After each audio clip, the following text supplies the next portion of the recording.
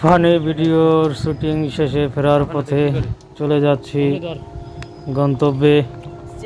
Video করে আসলাম, অনেক রকমের ভিডিও করে আসলাম, ফানি ভিডিও। আজকে গেছিলাম চৌধুরীহাট, অনেক দূরে, তো সেখানে ভিডিও করে চলে আসলাম। আসলে ভিডিও করতে গেলে ফানি ভিডিও করার মতো এত কষ্টকর কোনো ভিডিও তো হয় না, অনেক পরিশ্রম করতে হয়, একটা শ্যুট অনেকবার নিতে হয়।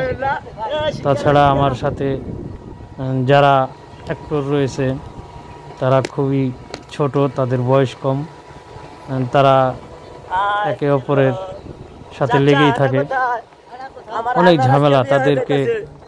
তাদের এই ঝামেলা মিটাতে গেলে সময় চলে যায়। তাছাড়া যেই স্কেপ ভাঁজ করি সেই স্কেপটা আবার আগের মতো থাকে না। তাদের ওই ঝামেলা মিট করতে গেলে স্কেপে যে স্বাদের স্কেপটা সেটাই ভুলে যাই। একটা ফানি ভিডিওর মধ্যে যেটা ফানি সেটাই ভুলে যাই, অনেক কষ্ট লাগে। এত কষ্ট করে ভিডিও বানাই, তারপরে অনেকে বলে থাকে ভিডিও ভালো হয় না, ক্যামেরা ভালো হয় না, আইফোন কিনতে হবে, আরও অনেক অবজেকশন। আসলে ভাই এখান থেকে আপাতত কোনো ইনকাম পাচ্ছি না, সে কারণে কিছু এই জায়গায় ইনভেস্টও করতে পারতেছি না। যদি ইনকাম শুরু হতো অবশ্যই ভালো ক্যামেরা, ভালো অ্যাক্টর থাকতো, যদি কাউকে বেতনভুক্ত ভাবে রাখা যেত তাহলে আরও ভালো ভালো অ্যাক্টর রাখা যেত, বয়স্ক অ্যাক্টর বা আমার বয়সী। কিন্তু সেখান থেকে দেখা যায় আমি কোনো ইনকাম করছি না, তো তাই অ্যাক্টর পাওয়া যাচ্ছে না।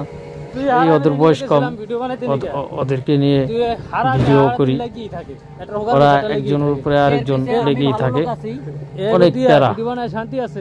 তো অনেক কথা বললাম, চলে যাচ্ছি গন্তব্যে। তো অবশ্যই সবাই ভিডিও আমি আপলোড করে থাকি। আমার আইডির নাম ইসাক মোল্লা এবং পেজের নাম হচ্ছে ইসাক কমেডি। অবশ্যই লাইক, শেয়ার, কমেন্ট করবেন।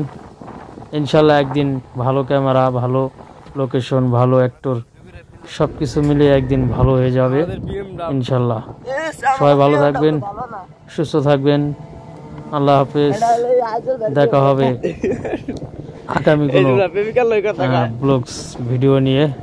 এটা ব্লগস ভিডিওর মধ্যেই পড়ে, তার কারণ হচ্ছে ইনকাম এখনো হয় না।